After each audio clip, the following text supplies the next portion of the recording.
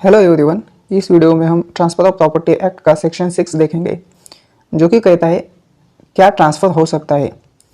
Generally इस सेक्शन में क्या ट्रांसफ़र नहीं हो सकता यही बताया गया है, लेकिन इस सेक्शन की हेडिंग क्या ट्रांसफ़र हो सकता है ये कहती है। पिछले वीडियो में हमने ट्रांसफ़र ऑफ प्रॉपर्टी की डेफिनेशन देखी थी, जो सेक्शन 5 में है। What may be transfer, property of any kind may be transfer. Section 6 कहता है property of any kind may be transferred except as otherwise provided by this act or by any other law for the time being in force। मतलब इस act में, मतलब section 6 में जो exception में दी गई प्रॉपर्टीज़ है और किसी अन्य लॉ में जो कि इन्फोर्स है, उस लॉ में दी गई प्रॉपर्टी जो एक्सेप्शन में है वो ट्रांसफ़र नहीं हो सकती। General rule of transferability of property कहता है the transferability of property is a general rule. मतलब प्रॉपर्टी ट्रांसफ़र होना एक जनरल रूल है। The transferability of property is based on maxim alienatio rei praefertur juri accrescendi. Means alienation is favoured by law rather than the accumulation. Law जो है alienation को favour करेगा, मतलब transfer को favour करेगा, एक्यूमुलेशन को नहीं। लेकिन नॉन ट्रांसफरेबिलिटी ऑफ प्रॉपर्टी ये जनरल रूल का एक एक्सेप्शन है। अब हम देखेंगे वैलिड ट्रांसफ़र के लिए क्या क्या इसेंशियल है। प्रॉपर्टी ट्रांसफरेबल होनी चाहिए। ऑब्जेक्ट और जो कंसिडरेशन है वो लॉफुल होना चाहिए। ट्रांसफरर और ट्रांसफरी कॉम्पिटेंट होने चाहिए ट्रांसफ़र के लिए। जो ट्रांसफ़र है must not be oppose to the nature के अपोजिट नहीं होना चाहिए। और ट्रांसफ़र इन प्रिस्क्राइब मैनर और फॉर्म में होना चाहिए। अब हम देखेंगे सेक्शन 6 में कौन कौन से एक्सेप्शन दिए गए हैं। सेक्शन 6 में कुल 10 एक्सेप्शन दिए गए हैं। इसमें पहला है स्पेस सक्सेसिवनेस। स्पेस सक्सेसिवनेस का मतलब होता है जो प्रॉपर्टी सक्सेशन से आने वाली है, जिसका आने का चांस है, मतलब सिर्फ और सिर्फ एक्सपेक्टेशन है कि वो उसके वारिस को प्रॉपर्टी मिल सकती है, उस चांस को, उस एक्सपेक्टेशन को लेके प्रॉपर्टी ट्रांसफ़र नहीं की जा सकती। Space succession means expectation of a succession. It is possibility of getting property. Means जो प्रॉपर्टी है सिर्फ उसको मिलने का एक्सपेक्टेशन है, इसलिए वो एक्सपेक्टेशन को लेके, वो चांस को लेके कोई भी प्रॉपर्टी ट्रांसफ़र नहीं कर सकता। इसमें 3 क्लॉज दिए गए हैं। Chance of heir apparent succeeding to an estate. Chance of heir apparent is based on maxim Nemo est his eventis, that is no one is the heir of a living person। हमने पहले भी देखा था transfer of property act between 2 living person के बीच में ही होता है। लेकिन जो प्रॉपर्टी उसकी है ही नहीं, उसके नाम पर ही नहीं, वो प्रॉपर्टी को ट्रांसफ़र नहीं कर सकता। जब फ्यूचर में उसको वो प्रॉपर्टी मिल जाएगी, मतलब वो प्रॉपर्टी के लिए सक्सीड कर जाएगा, तब वो प्रॉपर्टी एलिनेट कर सकता है। लेकिन प्रॉपर्टी मिलने के चांस को लेकर वो एलिनेट नहीं कर सकता। Chance of heir apparent to succeed an estate is only an expectation which may be defeated by the person of some person having the present power to dispose of. जो expectation है उसको property को succeed करने का, वो defeat भी हो सकता है जिसके नाम पर वो प्रॉपर्टी है। जो प्रॉपर्टी का ओनर है वो प्रॉपर्टी को सक्सीड करने से पहले ही एलिनेट कर सकता है, इसलिए वो जो एक्सपेक्टेशन है डिफीट भी हो सकता है। दूसरा है chance of a relation obtaining a legacy on a death of kinsman. Legacy का मतलब होता है कोई भी ऐसी एक्सपेक्टेंसी जो सर्टन प्रॉपर्टी मिलने की है, उसको under a will become operative only after the death of transferee. और जो विल है आफ्टर डेथ ऑफ ट्रांसफरी के बाद ही हो सकती है, इसलिए वो चांस ऑफ लेगेसी ट्रांसफ़र नहीं कर सकता। और तीसरा कहता है any other mayor possibility of like nature. Means ऐसी कोई अन्य पॉसिबिलिटी है जिससे वो प्रॉपर्टी उसको मिल सकती है, ऐसे चांस को लेकर वो प्रॉपर्टी ट्रांसफ़र नहीं कर सकता, इसलिए स्पेस सक्सेसिवनेस इज नॉट ट्रांसफरेबल।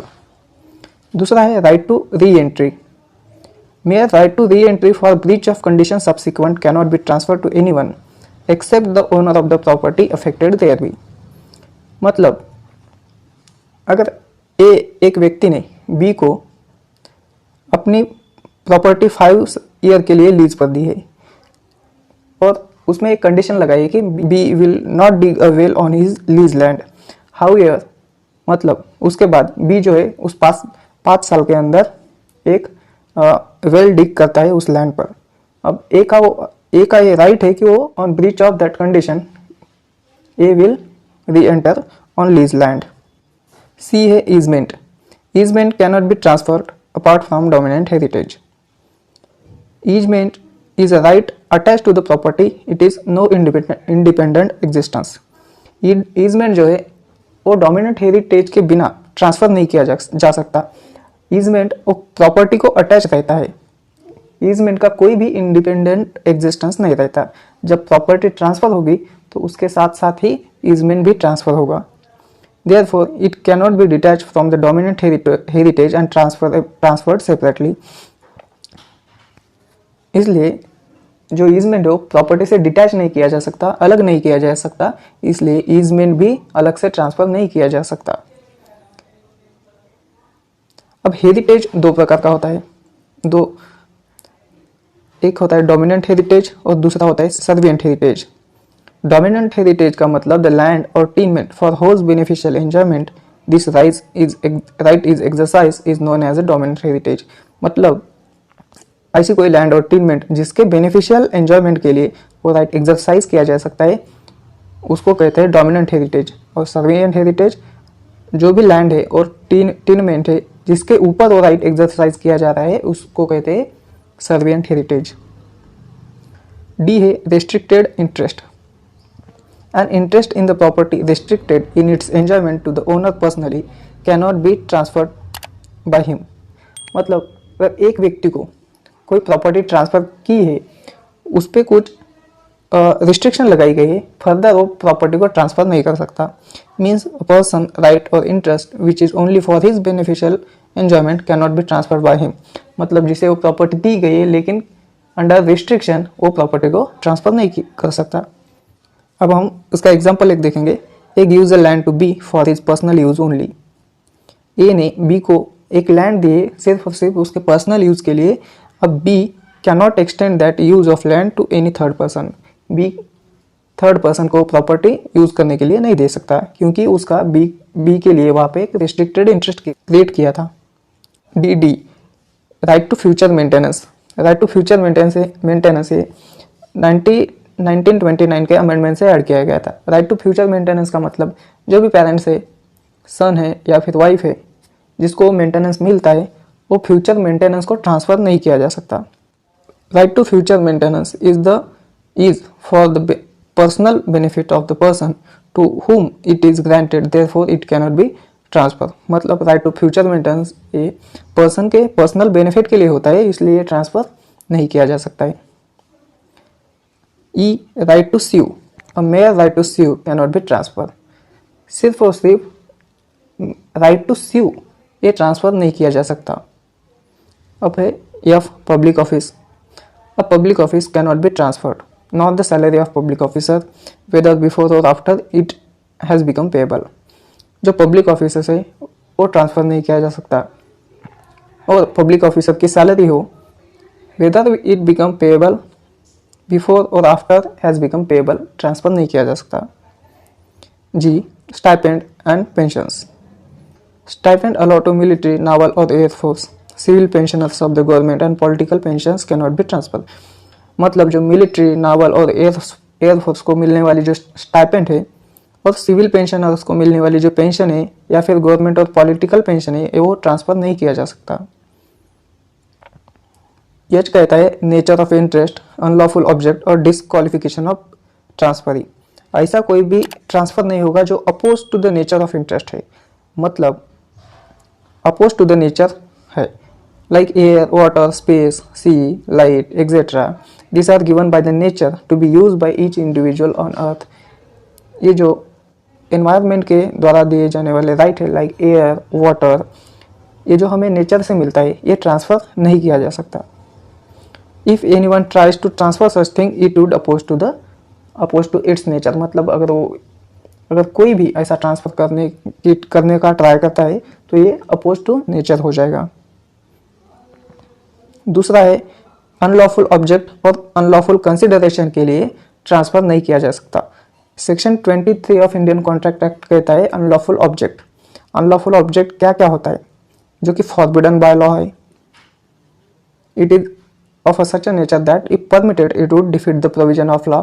अगर ऐसे कोई भी ट्रांसफर के लिए उसको परमिट किया जाता है तो वो किसी भी लॉ के प्रोविजन को डिफीट करेगा। वो फ्रॉडुलेंट नेचर का होगा। It involves injury to person और प्रॉपर्टी ऑफ अनदर। किसी अन्य की प्रॉपर्टी या फिर पर्सन को इंजुरी पहुंचाएगा, या फिर oppose to the immoral policy और पब्लिक पॉलिसी। ये सब अनलॉफुल ऑब्जेक्ट में आते हैं, इसलिए इन ऑब्जेक्ट के लिए कोई भी ट्रांसफ़र नहीं कर सकता। और तीसरा है legally disqualified transferring. Legally disqualified transferee के लिए ट्रांसफरी को कोई भी मतलब ऐसा ट्रांसफ़र नहीं होगा। आई है untransferable interest. Nothing in this section shall be deemed to authorise a tenant having an untransferable right of occupancy. इस सेक्शन में ऐसा कुछ भी नहीं है जो ऑथोराइज करेगा एक टेनेंट को जिसका कि अनट्रांसफरेबल राइट है ऑक्यूपेंसी का। मतलब कोई टेनेंट है, अगर उसको कोई प्रॉपर्टी रेंट पे दी गई है तो उस प्रॉपर्टी को फर्दर रेंट पे नहीं दे सकता, मतलब वो उसका राइट ट्रांसफ़र नहीं कर सकता ऑक्यूपेंसी का। ऐसे ही जो फार्मर है उसने कुछ डिफ़ॉल्ट किया है रेवेन्यू पे करने में, तो वो भी अपनी प्रॉपर्टी को ट्रांसफ़र नहीं किया सकता। या फिर लीजी है under the management of courts of ward, वो भी ट्रांसफ़र नहीं कर सकता लीज को। बस दोस्तों, आज की वीडियो में इतना ही। Thanks for watching. अगर आपको हमारे वीडियो अच्छे लगते हैं तो चैनल को सब्सक्राइब कर दीजिएगा, वीडियो को शेयर और कमेंट करना ना भूलिएगा।